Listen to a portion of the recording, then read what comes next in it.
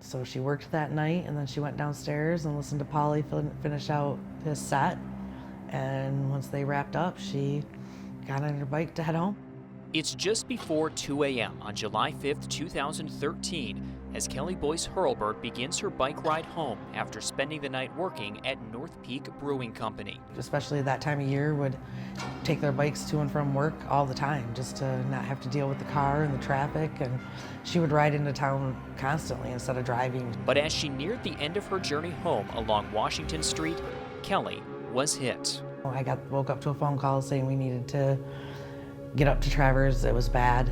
We needed to get to the hospital as soon as possible. Kelly was dragged for more than a block, somehow entangled in the vehicle that hit her.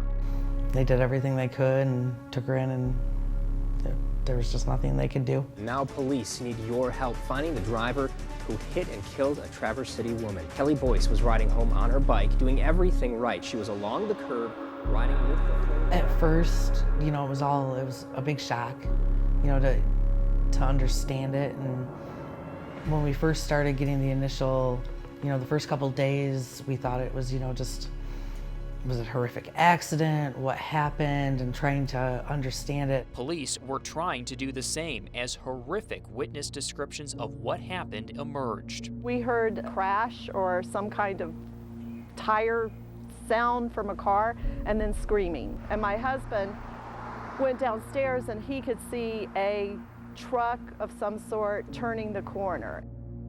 Investigators believe Kelly was hit from behind by a darker colored SUV or pickup. Captain Keith Gillis now heads up the investigation. This was a horrific, just unbelievable that the individual that was driving this vehicle did not hear her when there were people, a witness a block and a half away that could hear her screaming. And what type of person would do that? Detectives have reviewed thousands of tips and potential leads in the case over the past decade. Kelly's family has also considered the possibility what happened to her may not have been an accident. Maybe they didn't know that they had done it. And even in the first few months, maybe somebody would come forward and say, we didn't realize, maybe after, the first few weeks, maybe they just didn't realize what they left the scene, but they're going to turn themselves in. They're going to come back and say, we did this, but we need to make it right. But there was all that hope in the beginning, and as time has went on, I personally don't feel that's the case now, especially after all these years. I think it was intentional.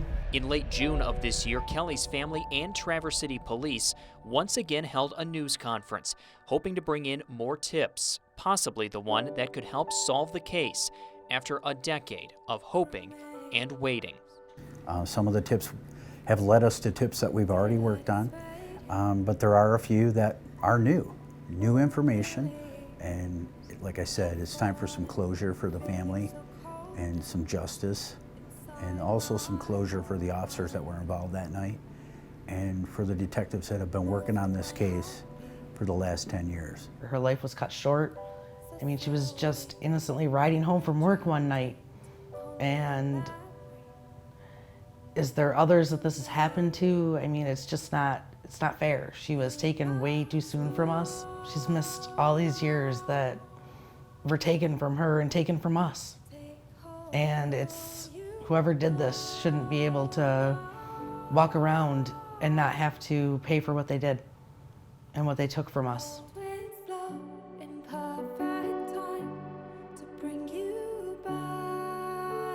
If you have any information on who hit and killed Kelly Boyce Hurlbert, contact the Traverse City Police Department.